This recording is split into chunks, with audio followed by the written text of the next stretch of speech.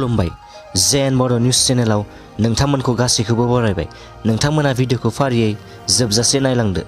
थांनाय सानखालि क'क्राझाराव बनसु, बड'लेण्ड जनजाति सुरक्षा मंच आरो बड'लेण्ड सिनियर सिटिजेन फरामनि मोनसे धरना हाबाफारि।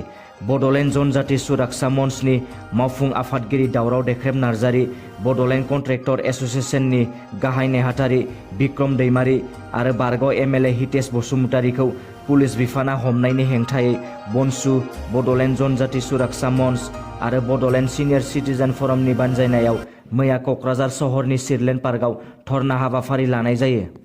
फैगौ 10 जानुवारि खालि गोदान दिल्लीनि नर्थ ब्लक मिनिस्टार अफ हम एफेयार्सनि मावखुलियाव बिटिआर गोजोन गोरोबथानि सायाव माबे दफाया मावफुंजाखो आरो फैबाय थानाय समाव माबे दफाया मावफुंजागोन बेखौ लानानै मोनसे गोनांथार सावरायनाय हाबाफारि लादों होनना खौराङाव मिथिहोदों।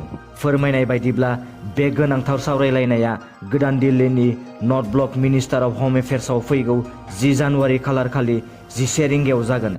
बे सावरायलायनाय हाबाफारियाव बाहागो लागोन आफादगिरि महरै भारत सरकारनिफ्राय अजय कुमार भाल्ला, आसामनि चिफ सेक्रेटारि बिथाङाबो बाहागो लागोन।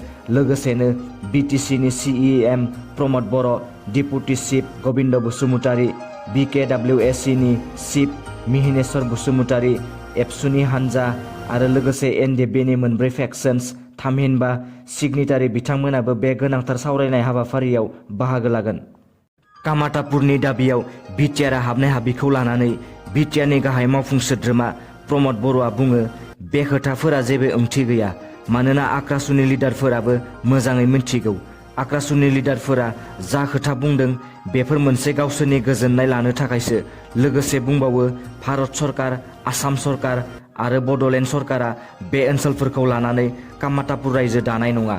आक्रासुफोरनि माबा मोनसे जायोब्ला बियो वेस्ट बेंगलाव जानो हायो, नाथाय आसाम आरो बिटिआरनि ओनसोलफोरखौ लानानै कामातापुर रायजो दानाय नङा होनना बुङो बिटिआरनि गाहाय मावफुं सोद्रोमा प्रमद बर'आ। दुलाराय बर' फरायसा आफादनि बानजायनायाव थांनाय सनिबारखालि चिरां जिल्लानि काजलगावआव डिलिमिटेसनखौ लानानै बर'नि माहारियारि आफादजों लोगोसे गुबुन राजखान्थि हान्जानि दैदेनगिरिफोर आरो राजखान्थिजों सोमोन्दो गैयै आफादनि दैदेनगिरिफोरखौ लानानै गुवारै सावरायनाय जादोंमोन।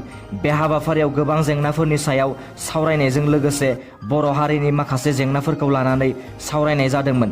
दिपेन बर'आ खौरांगिरिफोरनि मोगा-मोगियाव भारत बिसायख'थि आय'गखौ थागिबि सुबुंनि मोन्थाय बायदियै क'क्राझार लकसभानि थिखानानै दोननाय मासि आयेन आफादनि थिखानानै दोननाय मासिफोरा जेरैबायदि सिगाङाव दङमोन बेबायदिनो थानांगोन होननानै फोरमायथिदों।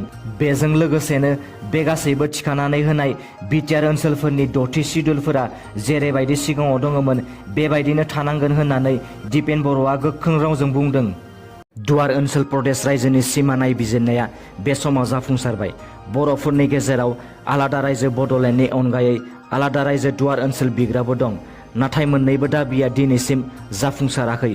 दिनैनि समाव बड'लेण्ड दाबिजों समाननो दुवार ओनसोल बिग्राफोराबो सम समाजारि बिजोंनि गेजेरजों रायजो राजाफोरनो मिथिहोगासिनो। बेबायदिनो थांनाय सानखालि फिन दुवार ओनसोल बिग्रा दुवार ओनसोल जाना परिसंगम आफादगिरि पारमिनास नार्जारिया माखासे बाथ्रा फोसावदों। पारमिनास नार्जारिया बुंनाय बायदिब्ला दुवार ओनसोल प्रदेश रायजोनि थाखाय सिमा नायबिजिरनाया सोलिगासिनोमोन आरो बे नायबिजिरनाया मैया जाफुंसारनायखौ मिथिहोदों। लोगोसेयैनो सिमानि मेप एबा दुवार ओनसोलनि थाखाय रोखा जानाय मेपफोरखौ बावैनो फोसावनाय जासिगोन होननानै रायजो राजाफोरनो मिथिहोदों। प्रप'ज दुवार ओनसोल प्रदेश रायजोनि जोबथासिनना निस्था दैमानि दालां सायाव थानानै बे बाथ्राखौ बुंथिदों दुवार ओनसोल जाना परिसंगम आफादगिरि पारमिनास नार्जारिया। दिनैनि रादाबा एसेनोसै। नोंथांमोना भिडिअखौ नायनानै मोजां मोनदोंबा अन्नानै चेनेलखौ साबस्क्राइब खालामनो दाबाव। लोगोसे लाइक, शेयार आरो कमेन्ट खालामहर, जाहाथे उनाव आं नोंसोरनिसिम गोदान निउसनि आपडेटफोर लाबोबाय थानो हायो। गोजोन्थों।